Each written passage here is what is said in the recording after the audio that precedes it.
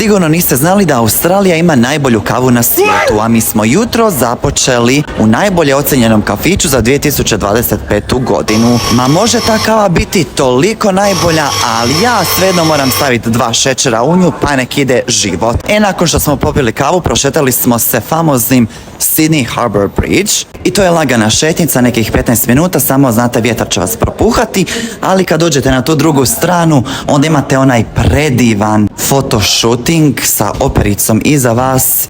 Katastrofa, ljudi moji, ni slike ni tiče. Ali očito ja nisam taj.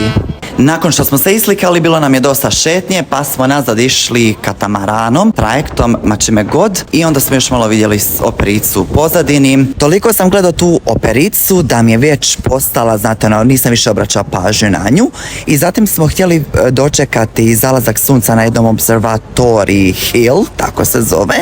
Međutim, pao je oblak i ništa nismo vidjeli, pa smo mi ošli radije na tržnicu, ali u Australiji se sve zatvara u 6, pa je nama ostalo samo 10 minuta da tu kupimo najjeftinije suvenire, pa ako i kad budete išli u Sydney, znate gdje trebate otići. Nakon obavljenog šopinga od 10 minuta, otišli smo još u Bar Lucu, ili Bar Luku, ili Bar Luču, kako god vam drago, i tamo smo probali navodno najbolje hamburgere u Australiji, samo jedan taj restoran, a Australija je inače poznata po odličnoj govedini, jer i američki McDonald's ovisi upravo o govedini iz Australije. Zato što smo bili u izlasku, bili smo malo umorni i onda smo ošli spavat punog želuca.